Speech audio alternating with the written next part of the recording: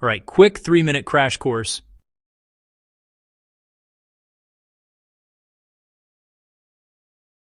I'll go step by step so you can follow along or screenshot the sequence.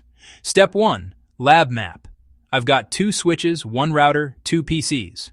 Switch A handles VLAN 10, VLAN 20. Switch B uplinks to switch A. The router does inter-VLAN routing.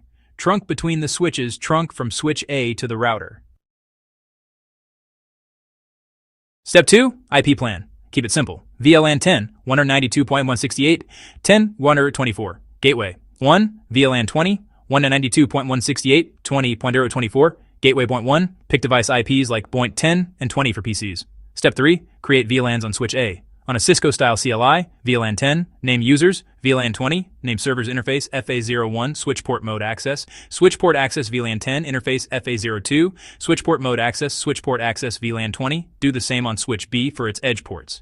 Step 4, trunks. Between switch A and switch B, interface FA0.24 switch port trunk encapsulation .1Q switch port mode, trunk switch port trunk allowed VLAN 1020. Match the config on the other side. Step 5, spanning tree sanity. Spanning tree mode rapid PVST, pick a root bridge, usually the core. On switch A, spanning tree VLAN 10 to 20 root primary. This stabilizes paths and stops loops fast. Step 6, ether channel, optional but pro. If you have 2 uplinks between switches, bundle them. Interface range FA02324. Channel group 1 mode active interface port channel 1. Switch port mode trunk switch port trunk allowed VLAN 10 or 20. Do the identical config on the peer. Step 7. Inter VLAN routing. 2 common options. Layer 3 switch SVIs, interface VLAN 10, IP address 192.168.10.1.255.255.255.0, no-shut interface VLAN 20, IP address 192.168.20.1.255.255.255.0, no-shut. Enable IP routing, or router on a stick. On the router's trunk interface, interface 0 to 010, encapsulation .1Q10, IP address 192.168.10.1, 255.255.255.0, interface G0 to 0.20, encapsulation .1Q20, IP address 192.168.20.1, 255.255.255.0. Make sure the switch port toward the router is a trunk allowing 10 and 20. Step 8, default gateways. VLAN 10 PC gateway 192.168.10.1, VLAN 20 PC gateway 192.168.20.1, test with ping across VLANs. Step 9, static routing to the internet. IP route 0.0 and 0.0, 0.0 and 0, and make sure NAT or firewall rules exist as needed. Step 10, dynamic routing primer.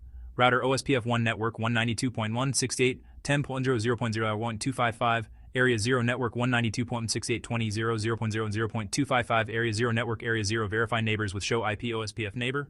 Step 11, basic ACL hygiene example, IP access list extended, block SSH, deny TCP 192.168.10.0.0.0.255, host 192.168.20.50 EQ22, permit IP, any apply inbound on VLAN 20 SVI, interface VLAN 20, IP access group, block SSH, and step 12, verify and save, show VLAN brief, show interfaces trunk, show ether channel summary, show IP route, show spanning tree, then write memory or copy run start.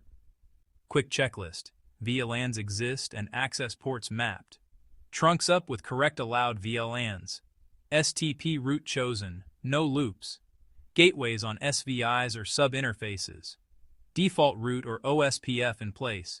ACLs doing what you expect.